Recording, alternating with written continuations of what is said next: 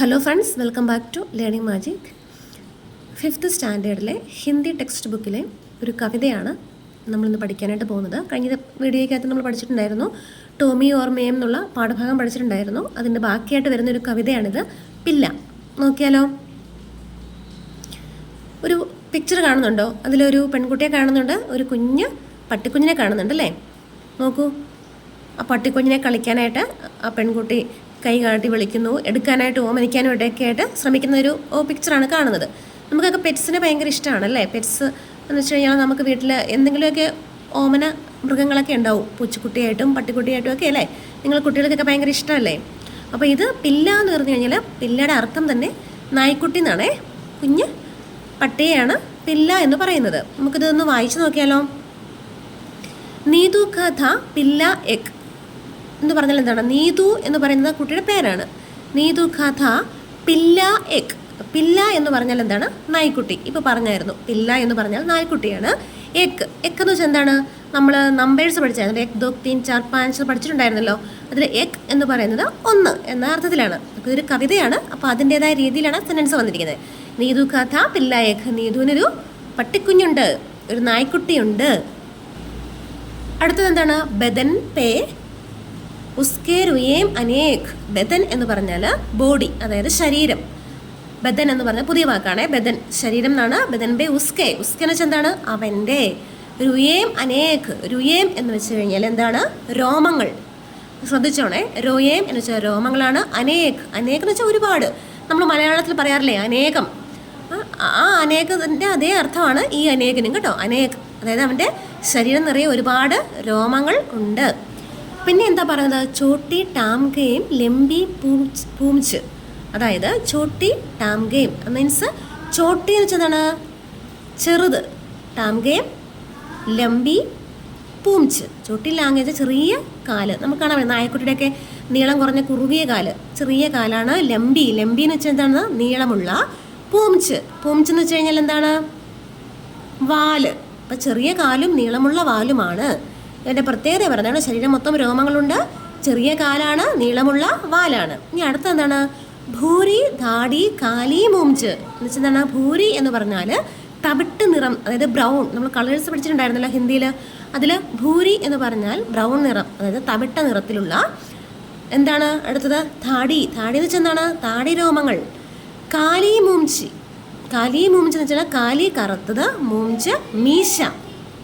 അതായത് തവിട്ട് നിറത്തിലുള്ള താടി രോമങ്ങളും കറുത്ത മീശയുമാണ് അവന്. അവൻ്റെ പ്രത്യേകതകളാണേ. അടുത്തത് എന്താണ്? മഖി സെ വഹ് ലഡ്താ ഥാ. മഖി സെ വഹ് ലഡ്താ ഥാ.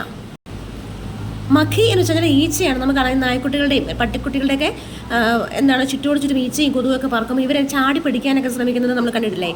അതുപോലെ പറയുന്നതാണ് മഖി സെ വഹ് ലഡ്താ ഥാ. മഖി, മഖി വെച്ചാൽ ഈച്ച. ഈച്ചയോട് അവനെ ലഡ്താ ഥാ എന്ന് വെച്ചാൽ എന്താണ്? വഴക്കുണ്ടാക്കുക, ടു ഫൈറ്റ് ചെയ്യുക. അപ്പം ഈച്ചകളോട് വഴക്കുണ്ടാക്കാറുണ്ട്. എങ്ങനെ?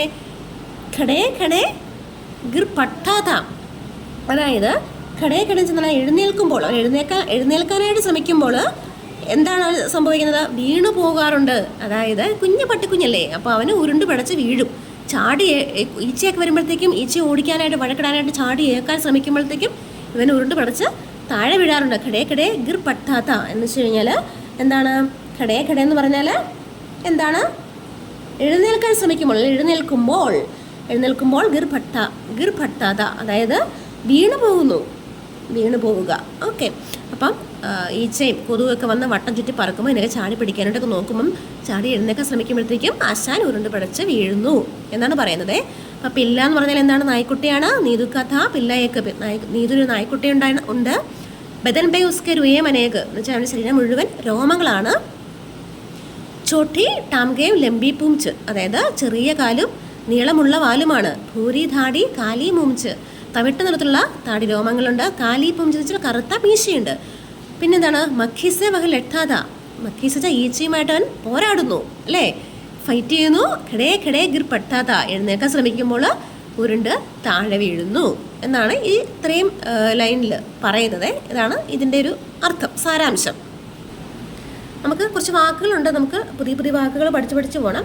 പില്ല എന്ന് പറഞ്ഞാൽ നായ്ക്കുട്ടിയാണ്. ഇനി നമ്മൾ ഏതെങ്കിലും പാഠഭാഗത്ത് പില്ല എന്ന് പറഞ്ഞാൽ നമുക്കത് നായ്ക്കുട്ടിയാണ് എന്ന് മനസ്സിലാക്കാൻ പറ്റണം. അതിനാണ് പില്ല, നായ്ക്കുട്ടി.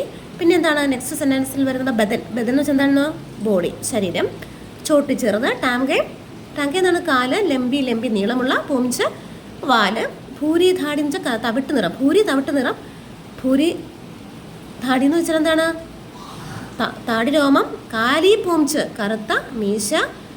മഖി സേവകിൽ എട്ടാത്ത ഈച്ചയുമായി പോരാടുന്നു. കടേ കടേ ഗിർ പട്ടാത്ത. അതായത് എഴുന്നേൽക്കുമ്പോഴത്തേക്ക് ഇവൻ ഉരുണ്ട് പിഴച്ച് താഴെ വീഴുന്നു. ഈ ചെറിയ കവിത നിങ്ങൾക്ക് മനസ്സിലായിട്ടുണ്ടാവുമെന്ന് വിചാരിക്കുന്നു. നമുക്ക് ഇതിൻ്റെ ബാക്കി അടുത്ത വീഡിയോയിൽ കാണാം. ഈ വീഡിയോ നിങ്ങൾക്ക് ഉപകാരപ്പെട്ടെങ്കിൽ നിങ്ങൾ നിങ്ങളുടെ ഫ്രണ്ട്സിനൊക്കെ ഇതേ സ്റ്റേറ്റ് സിലബസിൽ പഠിക്കുന്ന കുട്ടികൾക്ക് ഫ്രണ്ട്സായിട്ടുണ്ടെങ്കിൽ അവർക്കൊക്കെ ഷെയർ ചെയ്ത് കൊടുക്കുക.